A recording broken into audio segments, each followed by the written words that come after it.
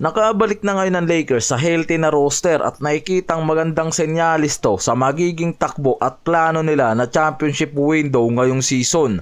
Nakabalik na yung mga players na nasa injury list mula nung pumasok ang regular games: LeBron, Maxi Kleber, Jackson Hayes, Gabe Vincent, Adio Tellero. Kaya ngayon nasa full strength na ulit ang LA Lakers. May 11 wins sila, 4 loss sa Western at nasa pang-apat na seed ngayon. Ang Lakers, maraming key players ang inabot ng injury at hindi nagamit ng buong potential ng mga nakaraang linggo dahil sa mga injury at pagiging unavailable ng mga to. Kaya napilitan talaga ang Lakers na bigyan ng mabibigat na role yung mga reserve o bench players ng mga to.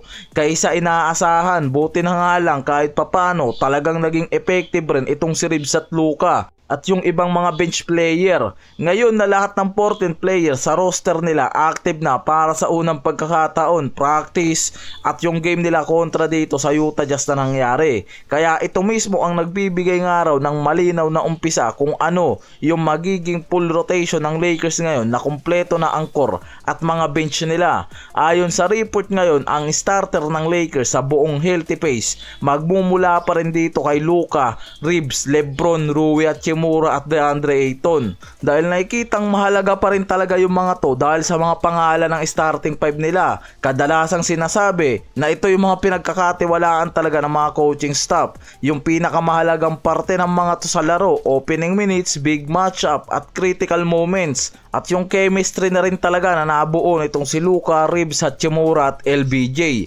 Yan ang nakikita dyan. Mataas ang trust rating ng apat na to. Kaya si Luka, Reeves at Lolo Bro na nga lang raw talaga ang magiging bahala dito sa connection para kay Ayton. Si Smart, kahit hindi siya magamit sa starting five, malaki ang tiwala sa kanya dahil sa kanyang two-way play, defensive at offensive.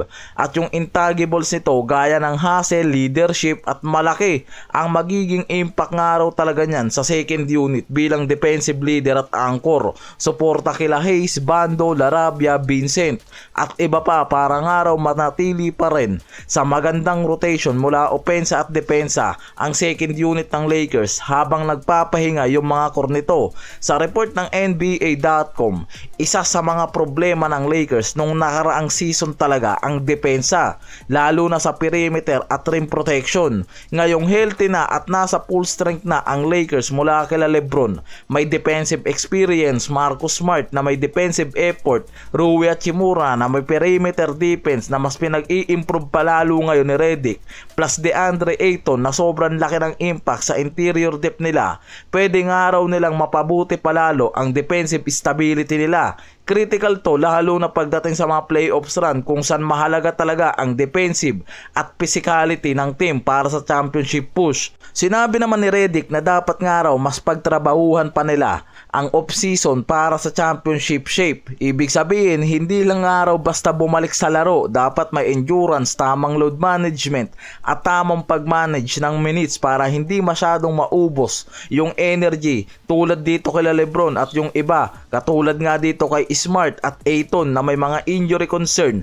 Dapat nga raw talagang mas ingatan yung mga player na to, lalo na mas lumalaki yung role ng mga to.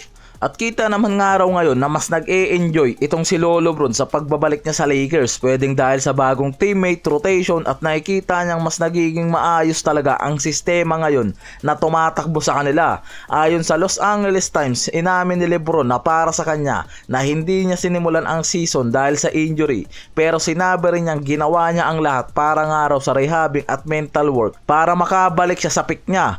Pagbalik niya, mas ramdam nga raw ng mga teammate niya na nag-e-enjoy nga raw to sa loob ng court. Maraming usapan sa court at tila nag-e-enjoy siya sa bagong role niya na ginagawa. Point guard yan mga pare koy, para hindi nga raw masyadong mapagod agad raw to at magamit ang full strength niya. Yan yung dahilan sa sinabi ni Redick. Hindi rin nga raw nito pinilit yung sarili niya sa pagbabalik. Ayon kay Redick, naging very unselfish nga raw sa unang debut itong si Lolo Bron. Siya ay pumili ng tamang pagkakataon para sa drive, mag-shoot at higit sa lahat yung paggagawa ng playmaking. At nakita naman natin na very effective sa kanya yung bagong role niya ngayon sa lineup bilang point guard. Parang kahit saan nga raw na posisyon ilagay itong si Lolo Bron, nakakapag-adjust talaga to.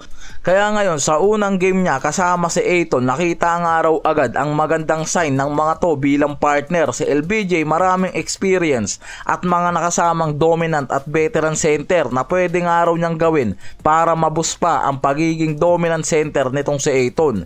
Si LBJ sa pagbabalik niya sa game kontra Utah Jazz, may 29 minutes yan, may 11 points, 12 assists, double-double, hindi nag-explode sa scoring pero gamit na gamit nga yung pagdadala niyan sa bola at pagiging playmaker. Ayon kay Ayton sa post-game interview, malaki yung tulong ni LBJ sa kanyang defensive game. Sinabi niya na dahil sa basketball IQ ni LBJ at sa paraan ng pakikipag-communicate nito, mas madali nga raw para sa kanya na mag-anticipate sa defensive rotation at maging aggressive sa rim protection. Yan yung impact at effect nitong si LBJ para kay Ayton ngayon.